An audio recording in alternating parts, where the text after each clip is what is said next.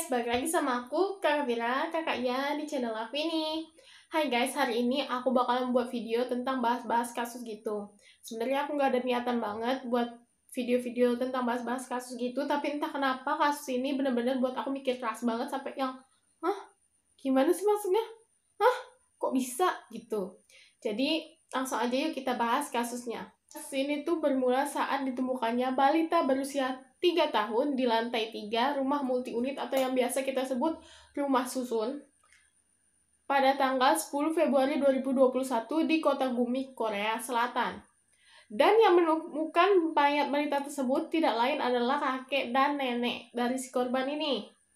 Polisi akhirnya melakukan otopsi terhadap korban. Hasil otopsi tersebut menunjukkan bahwa penyebab kematian korban yaitu adalah karena kelaparan.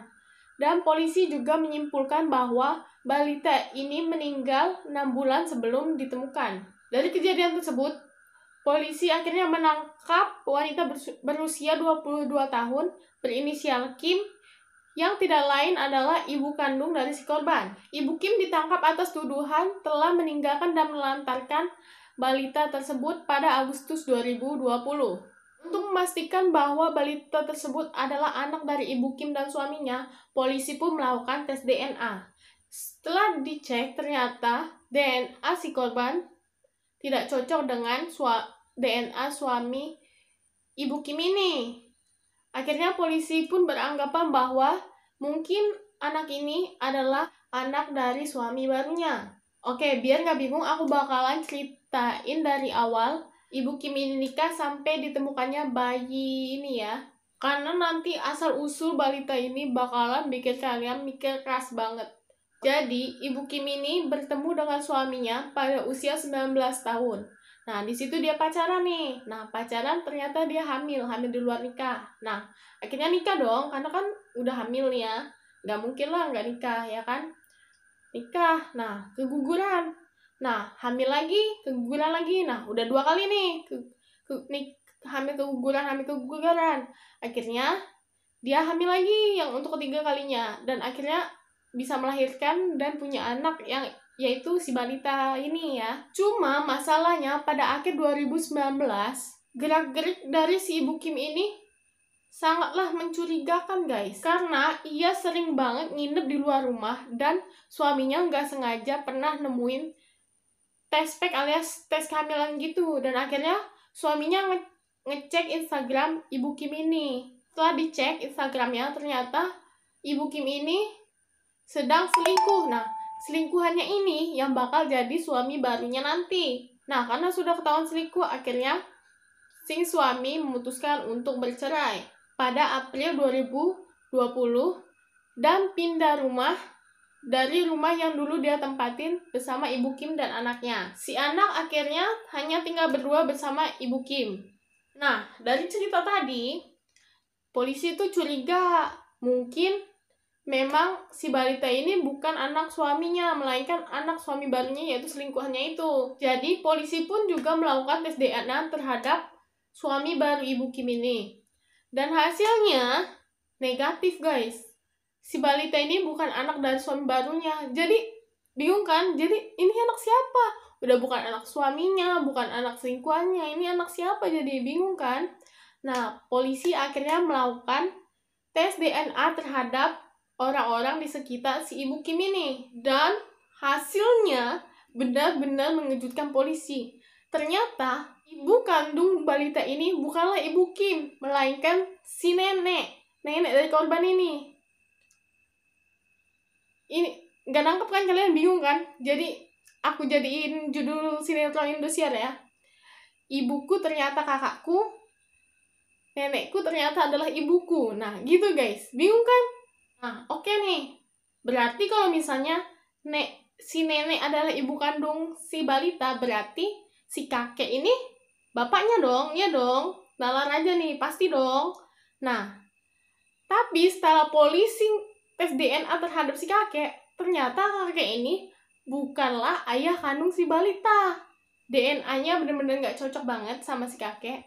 Dan saat si kakek ditanya sama polisi, si kakek yang jawab dia nggak tahu dan nggak pernah tahu kalau misalnya si nenek ini, istrinya ini, pernah hamil dan melahirkan. Dan si nenek juga mengaku bahwa dia itu nggak ngelahirin ini anak, nggak ngelahirin si balita ini. Nah, untuk informasi, si nenek ini usianya masih muda, yaitu 48 tahun, jadi masih ada perkiraan bahwa dia masih bisa hamil, masih bisa melahirkan, guys. Dan inisialnya itu Ibu Sok ya, guys. Sampai sini udah bener-bener bingung kan? Yang tadinya ngira Ibu Kim ini adalah ibunya, ternyata bukan ibunya. Dan ternyata yang tadinya dikira ini cuma neneknya, ternyata adalah ibunya. Bingung kan? Jadi banyak banget pertanyaan yang muncul nih ya. Pertanyaannya, siapa ayah dari balita tersebut? Dan kalau misalnya ini memang benar anaknya si nenek, kok bisa gitu? Si kakek nggak tahu kalau si nenek ini pernah hamil, pernah melahirkan, kan satu rumah gitu kan? Masa nggak ngeh gitu kan? Nggak mungkin, guys, ya kan? Secara nalar aja masa suami istri nggak tahu gitu kan? Dan kalau misalnya ini memang benar anak si nenek, terus anak Ibu Kim kemana? Kan dia dulu pernah hamil, pernah melahirkan. Anaknya kemana? Nah, di sini timbullah banyak pertanyaan-pertanyaan dan banyak banget pendapat para ahli. Ini masih menjadi misteri, bahkan polisi Korea juga belum tahu, belum ada kepastian tentang kasus ini, belum ada updatean juga. Dan kasus ini sebenarnya udah lama, dari 18 Maret kemarin, cuman akunya baru tahu, baru baca. Nah, akhirnya polisi mempublikasikan foto balita ini. Kalau misalnya memang yang meninggal itu bukan balita ini kalau misalnya ada yang lihat gitu, supaya kalau misalnya ada yang lihat bisa ngelapor gitu, makanya fotonya dipublikasikan ya. Nah, dan juga untuk para dokter atau tenaga medis lainnya yang tinggal di kota Bumi, Korea Selatan, itu dimintain informasi. Mungkin aja kalau misalnya ada info tentang siapa yang ngelahirin anak ini, apakah Ibu Sok atau Ibu Kim yang melahirkan, tolong diinfokan gitu. Nah, oke.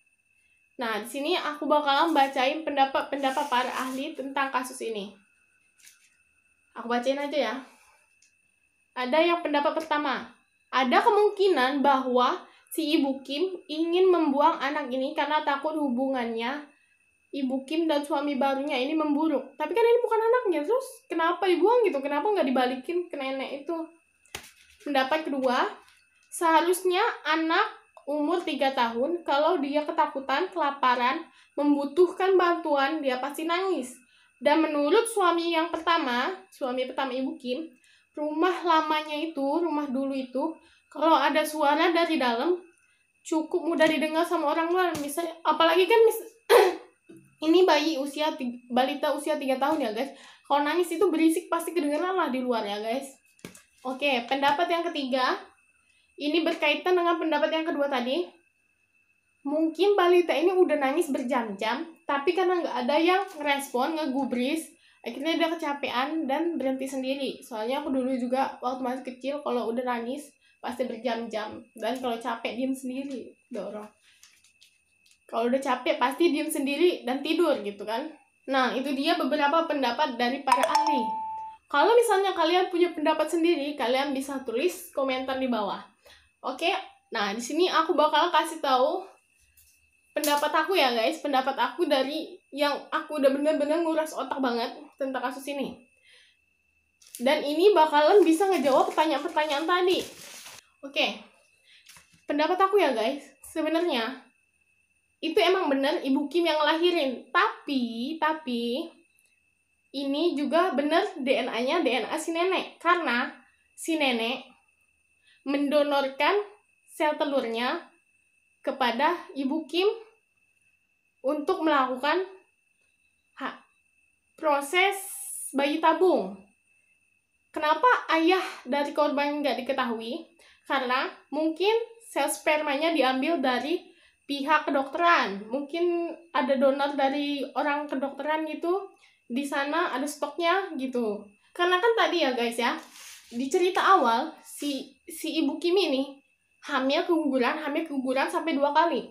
Dan itu saat usia 19 tahun. Di situ kan masih muda banget ya, guys. Mungkin si Ibu Kim ini takut karena kan hamil keguguran. Kan inti dari dia nikah itu kan karena dia hamil, tapi karena ternyata keguguran. Nah, dia itu takut karena dia udah nggak hamil lagi, dia bakal diceraiin sama suaminya. Dan akhirnya dia bilang nih, cerita sama neneknya, ibunya alias si nenek ini. Cerita, dan nenek ini mungkin sama Ibu Kim ini merencanakan untuk melakukan bayi tabung tadi. Mendonorkan sel telur si nenek dan ngambil donor dari pihak dari sana, dari rumah sakit untuk melakukan bayi tabung ya, supaya nggak ketahuan sang suami juga. Jadi mereka ini melakukannya secara diam-diam gitu. Dan kalau memang benar ini bayi tabung, benar, siapa ayah dari balita ini nggak tahu, soalnya itu spermanya dapat dari rumah sakit. Kalau misalnya ini anak si nenek, kenapa dia nggak pernah hamil? Karena ya emang bayi tabungnya dikandung sama si Ibu Kim.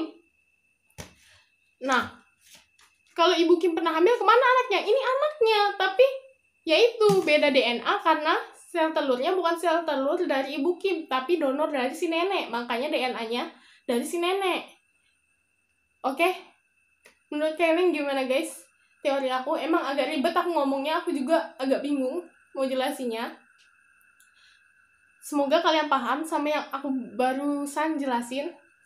Dan kalau misalnya kalian sependapat sama pendapat aku, silahkan tulis komentar di bawah. Tapi kalau misalnya kalian para ahli yang tahu lebih jauh tentang bayi-bayi tabung, terus mungkin aku salah, kalian juga bisa